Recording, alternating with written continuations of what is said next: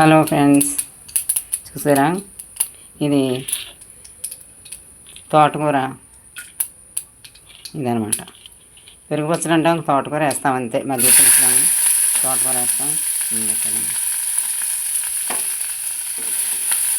ఇది కొంచెం వేగిపోయాక అవి ఎక్కువ వేగట్లేదమ్మా.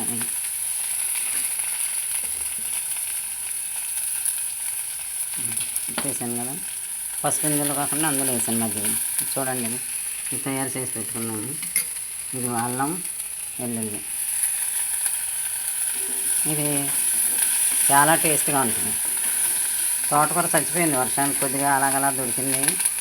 దాన్ని ఊరినే పోన ఒకటి ఎంచుకొని సైడ్ డిష్ అన్న ఉంటుందని చేస్తున్నాం. అయిపోయింది, తాలింపు వేయకపోవటమే. దీంట్లో ఇదిగో ఉడకబెట్టుకున్నాం. కొద్దిగా వేడి నీళ్ళలో వేసి తీసాం, లొంగదని. ఎక్కువ ఉడకబెట్టలేదు, ఊరినే ఒకసారి వేడి నీళ్ళు వేసి తీసాను. దీన్ని అది మగ్గిపోగానే వేసేసి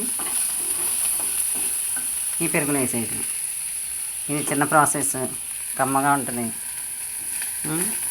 హెల్తీగా ఉంటుంది.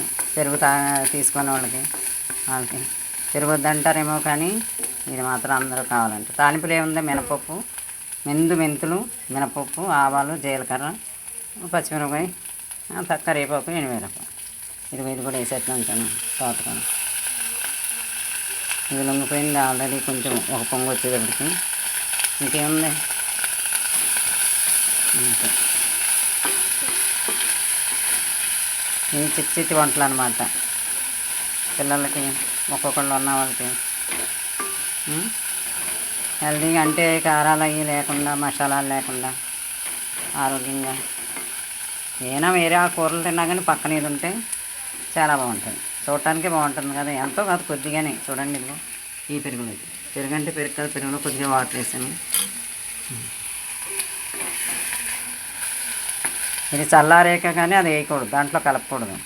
అయితే ఎప్పుడైనా సరే పెరుగు తాలింపులు పెట్టుకున్నప్పుడు చల్లారేకనే అందులో వేసుకోవాలి. సరేనా? బాగుందా? ట్రై చేసి చూడండి.